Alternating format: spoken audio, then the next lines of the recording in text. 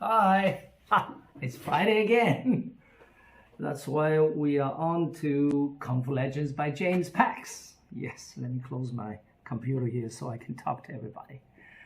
Yeah, well, last episode, I remember I talked about so many things. My God, all the superstars, working experiences in Hollywood, Georgia Armani, and all of that. But this one is going to be simple because I'm going to be talking mostly about one person only, and that is Morgan Freeman, Mr. Freeman, whom I respect as a wonderful actor and a wonderful human being because you know why? He really taught me about how to be resilient and how to chase your dream.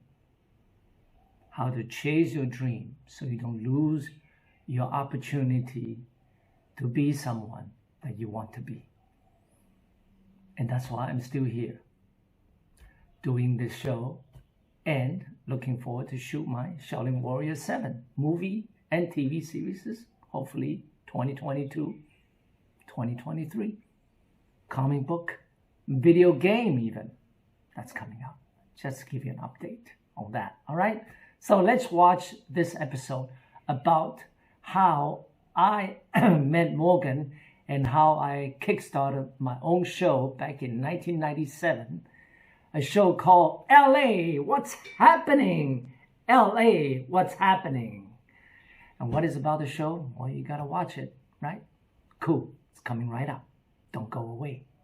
Yourself, I do have to ask about two of my other favorites, being Chow Yun-fat and John Woo. Do you have any thoughts on either of the two? Have you met either of the two? I never met with Cho, but I did know John a bit. You know why? In '97, I went back to Hollywood. I started doing concert in Las Vegas for MGM Grand and Rio Casino. I became a concert producer for audience up to 10,000 people. I brought in the famous Hong Kong and Taiwan superstars. Yeah. And at that time, I had this idea. You recall, I'm not so sure if they still have the show. They had the show back in the 80s called Entertainment Tonight. Yeah. I don't know if it's still on right now. Huge. Entertainment Tonight is sold all over the world, especially in Europe and Latin America, Canada and the US. And they had a team of probably 60 people so that they can keep up with what's happening in Hollywood, right? They have 3 teams shooting all these premieres and then chase after the actors, doing personal interviews and all of that. But you know what? Back then, there was not one show in Asia, not even from the very wealthy Japan, that there's one Japanese team shooting that type of show in Hollywood. So I had this crazy idea. I said, James, why don't you do it? I said, sure, why not? So simple. I just called them up. They have this very famous guild because unless you are approved by the guild, you cannot go and shoot them. They're not going to let you get on the red carpet. So everything needs to be pre-approved. So what I did was I put together my resume and I put together a synopsis of what I wanted to do and the territory that I want to air. I said, Asian channels all over America and North America, plus 3 billion people audience in Asia. Yeah. And after they read my resume, they said, wow, James, you want to do this? Of course, come on. Bring your team. We love to have you because we don't have anybody from Asia on the red carpet. So I did that. I organized a team, only 4 people. And then I shot it. The reason I brought this up is because one of the most memorable person that I interviewed, Morgan Freeman, terrific actor. Yeah. My inspirator, besides Bruce. Let me tell you why. After I was approved by the guild and I was ready to shoot, I was already went to the red carpet and did some of the interviews, they come through you. You are just among another 25 teams, and I'm the only Asian face there. The star comes walking down, you have 30 seconds. You either catch him, her, or she's gonna go to the next one. So immediately I have to stop them. I have to give them a brief description. I say, I'm from Asia. We have 3 billion people wanted to see you. Immediately they stop in front of me. So I sold my show and everybody talked to me. But I need something a little more special because that is only 30 seconds here, 30 seconds there of that star, and then you have to, white cut of the show, and then you cut some of these promo videos, to make the show look good.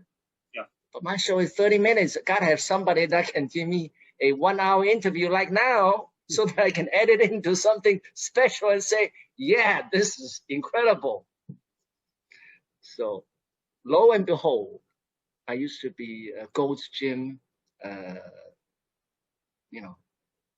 person. I belong to the Gold's Gym. Gold's Gym is famous in Hollywood because a lot of movie stars go there. Yeah. It was cheap. Each year I only pay like $200 and I can go anytime I want. So a lot of real, pump guys, they go there. It was in a good location. And one day I went there. Morgan is right in front of me, next to me. So I went out. I just had this wild idea. I said, well, maybe he will come on my show. I don't know. Let me talk to him. I just introduced myself. He said, yeah, I know Big Trouble in Little China. Great to meet you, James. What can I do for you? I said, you know what? I'm doing this show, for Asian audience. It's called LA. What's happening? He said, oh, that's a great name. So what do you want me to do? You know what? I'd like to do a very lengthy and special interview on you so that I can show it to promote you in Asia. Because in Asia, there are 3 to 5 billion audience that knows you, but never really get to hear you about your career and all of that. He said, I'd love to do it. You know what? Here's my number. You call my assistant and we can arrange it in the next few weeks because right now I'm on hiatus. I'm not doing anything. Oh my God. I was happy. Immediately I call up Four Seasons Hotel. I say, you know what? I got Morgan Freeman, want to do my show and I need a place to do it. Would you please, provide one of your room so that we can do it in a nice setting? They sponsored it. Four Seasons was very kind. Said, oh, no problem. We'll give you this wonderful room. 2 hours, no problem. And I'll give you some free hors d'oeuvres and tea and all of that. So was sponsored by Four Seasons. I brought in my team. My team was very little. Was definitely not Entertainment Tonight. They'll have a 10-people team. We only had 3. Myself was a director. I was a host, and I was a producer, and I only had a cameraman and an assistant from Taiwan who doesn't even speak a word of English. So I had to do everything for myself, and that's my team. 3-people team, and I shot it, and I had a 45 minutes segment every week. Wow. That's how I learned the business. But let me go back to Morgan. This is classic. I had great respect for Morgan, because before you never knew much about Morgan's work. You never heard of his name until he did Driving Miss Daisy. You recall? Robin Hood and what have you, yeah. Wonderful movie, Driving Miss Daisy. Yeah. And then after that, his career just bloomed. He did with Brad Pitt, what's that movie? Seven. Then his name was like incredible. His career just flew. So after a lengthy 45 minutes interview, which he was very frank, he said, you know what, James, I used to be an English teacher on TV, on one of these educational channels. And I did it for 8 years, And if I did not kept up, or I did not, if I give up my acting, I would not be sitting here with you. And then I said, well, tell me the story. He said, I was doing this 8-year contract for this cable channel as an English teacher. I said, oh yeah, now I remember. Oh yeah, that's you? He said, that was me. He said, then one day I was offered to play a little play, off-Broadway play called Miss Daisy. So we did that in New York. And we did, small theater, 300 people. And then it was successful. We won the Gobi Award. And then we were offered, I think he said $1 million or $2 million budget to make a movie out of it. Yeah, and then I played in the movie version. And after that, it was history. That's why you are interviewing me today, because I did not give up my acting. And I was not successful. And I was a poor actor all my life until I passed 50 years old. That's when my career bloomed, and I could be here, sitting here talking to you. That's a great segue into just letting us know what you've got coming up and what we can expect to see you in. Oh, well, during my 15, 20 years kind of living in Asia here, I was, besides doing all these things, I came across a news on the internet because a Hollywood friend told me that, do you know that there's a Chinese lady pirate? I said, no, you're kidding me. I mean, I only heard about, the English pirates and all of that. I never heard about a Chinese pirate. He said, yes, there is. And she is incredible. You have to find out about her. So I went on the internet, I did a little research. Oh my God, there's already book written about her and things like that. And so, after I looked her information up, I said, she's such an incredible character. Apparently, during the 1800s, there is a group of pirates with 1,000 junks and 80,000 soldiers working in this called Red Flag Fleet. Yeah. And she was a prostitute working in the brothel in Guangdong. They married the fleet lord, Zheng Yi, and then became the queen of the pirate group that controlled the entire fleet. And they had a 7 days sea battle with a joint navy of Britain, China, and Portugal. And the Chinese fleet defeated the joint fleet and destroyed 80-something ships. And after I read the story, I said, my God, how come nobody make a movie out of it? Yeah. Is it because it's Asian? I mean, Pirates of the Caribbean has been made so many times. Yeah. Let me give it a try. So for the last 4 or 5 years, I sat down and grind my brains out. And I wrote 3 episodes of it, of 90-minute movies. And hopefully next year, 2021 or 22, I will hopefully get it done and get it made. Well, that sounds fantastic. I'm so excited for that. Please tell me that Morgan Freeman's going to have a part in it. Yeah, Morgan, well, I would love to put him in it. But the last motto he told me was, never give up, James, because the minute you give up, you will not succeed. If you never give up, there's always a chance you will succeed. Very wise words. That's one motto I remember clearly, and I follows it.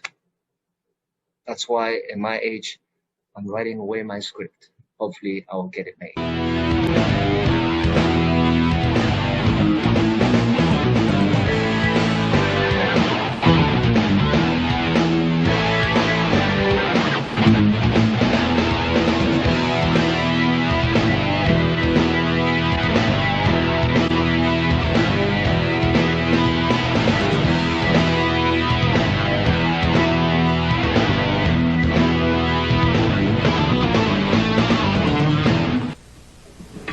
嗨，各位观众朋友，大家好，欢迎您再度收看《星光灿烂好莱坞 LA What's Happening》，我是 Agnes 戴家珍。在今天的节目里，我们将为您访问2位明星，访问到曾经荣获人物杂志所选出来最美丽人物之一的各位王以宪，一位曾经在香港以及好莱坞拍片的性感演员白石谦 James Pax 先生。今天《水浒传》单元中的特别来宾，我们会请到名导演唐吉礼，会带您到拉斯维加斯来看一看电视影集中《星际争霸战》的首映礼。今天内容相当的精彩，请不要错过，赶快坐好了，我们马上就回来了。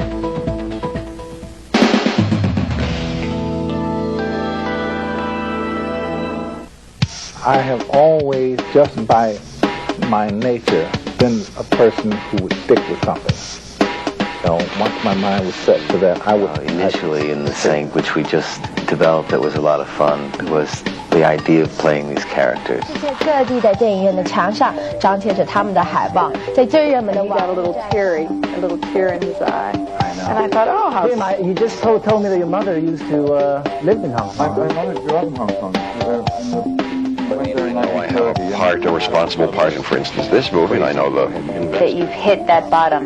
That's when you can finally start to kind of, to climb up out of the hole and leaving Las Vegas. 仪式，整个仪式是由好莱坞市长所主持。现在就让我们来看看仪式的过程啦。It was 2 years after the revolution, and I grew up in Miami Beach until 1978 when I moved to LA. So do you have a very close relationship with the family? Yes. A guy I knew in high school. You know, it's certain rhythms in people's speech, you know, certain people you meet. Everyone's a character. You go and buy a hamburger from someone and... From Valentino to Versace, to Prada to Moschino, it caters mostly to the rich and famous. Come around the Academy Awards time. Yes, that's rather bizarre. I mean, I suppose it's because she loves me very much, and him. a hero of a simple life. And that's nice, because I think everybody can be a hero for somebody. 跳的一步比一步高，最高的有好几尺高啊！观众现在一定觉得不可思议。嘿，你看我头上的这顶帽子，这个也是电影公司的另外一种宣传画。So Hercules has a lot to do with that. So it's success of that. 那他们都做得非常好，但是呢，他们的唯一我觉得呢，说他们疯狂吗？导演。For 50 minutes, you know. 1000亿美金的铁达尼来为他做这么一个光荣的见证。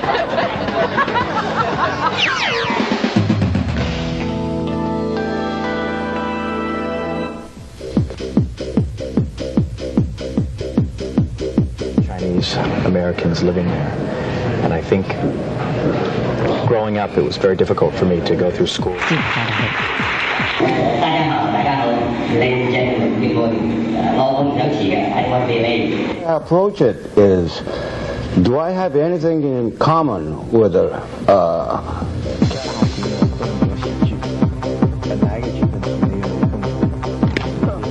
是没有那个残忍的。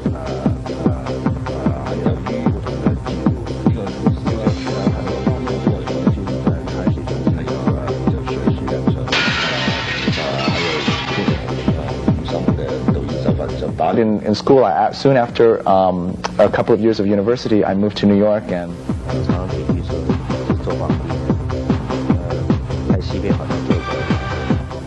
Well, I think the opportunities are getting larger, getting bigger. For many years, I mean, you look at Chuck Norris, Steven Seagal, Jean-Claude Van Damme. For a long time, it was only Caucasians doing. 我只是好像一个将军的，就把我的军队怎么运用呢？把他们怎么样突破起来。那我想，我们的电影呢，香港导演呢，来美国啊发展啊，而且像商务啊、拍电影啊，都有一种。在这里拍这部戏，学了那个语言方面以外，就是本身导演对这个演员的了解。And then I did a couple of episodes of Dallas. 我作为一个演员呢，都是他们很疼你的 ，They really take care of you, you know. 他们自己个人的风格。然后，所以引起到外国的观众对他们的。我第一次拍这个东西，所以就我觉得很有意思。所以就是说里面 always the money. And a lot of times you'll get excited about working on a project, even if you wanted to apply for a grant or something like that. 结尾的时候，有一场戏就是其中一个父亲发现。What I can do is probably do my own thing and do the best I can. But, you know, lucky for me, I get to see what Jackie is doing and learn from him so I can be better.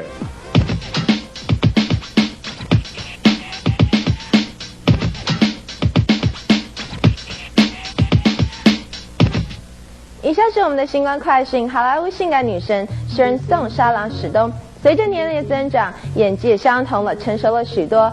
但出乎意料的是，在这个月的14号，也就是情人节，她闪电式的与三藩市某报社的 Phil Brownstein 菲利普·伯恩斯坦结婚了。整个婚礼简单而隆重。在这里呢，我们要祝福她，希望这一次能让她在生命旅途中找到一个更平稳的跳板。第二则消息，香港巨星周润发拍了他的第一部好莱坞电影《The Replacement Killer》职业杀手。他虽然打开了美国市场，但是这部戏的故事缺乏内容，角色不够突出，男女主角对戏因为不够协调，因此无法擦出火花。而这一位新一代的黑人导演，对于拍摄镜头虽然摆设得非常漂亮，不过给人的感觉却像是在看一出2个小时的 MTV， 并且他对于周润发的角色设计的太过于冷酷，就好比70年代的动作演员 Clint Eastwood。不过很可惜的是，周润发并不适合这样子的形象，因此造成了反效果。这也许也是因为这部电影在美国票房并没有如其想象这么好的原因吧。不管如何，我们在这里还是要恭喜他顺利完成这部电影，也希望下一次在他的新片中能够有更精彩的演出。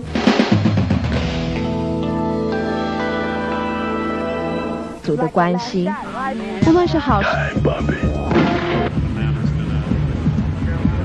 救回家人，并且拯救了一个史上占了重要地位的人。Now this. I did a movie world, The Flying White House. Other than probably the... What? I mean, actors in your caliber? Yes, personally. There he is. These things that you... I don't know. After the fight last week, what do you think? I think because there's too many unanswered questions. Changes all the rules. 1600 Pennsylvania. On getting even. Now, tell us about this picture. Plays, I mean, they're sort of absurd, and we love the absurd. Demolitions team, everybody out! LAPD, national now. Turning the highly popular 1960s. This is a friend of ours. That would mean you were made, guy. Capiche? The danger is Terrific. He's here tonight, you know. Did you eat? 导演詹姆斯·凯文纳，2位都是新奇之秀。The chemistry of the love story. He's kind of like Barney Bailey. He knows how to throw a circus. 海上风波是由华人。He's just like very determined and. What are you telling me? That this ship is alive? This chick was stuck. Totally. We can either forget it or do it and just maybe get rich. This is a character to play as an actor because she's. All of the detail and attention paid and prior to exchange some ideas. That's right. I'm Larkin. Hello, Larkin. Then you might not make it through any of it. And you'll blow it! I advise you mind your manners. If you set the right atmosphere and let the cast get it. Aspires to work with somebody that amazing. Don't care what you did as long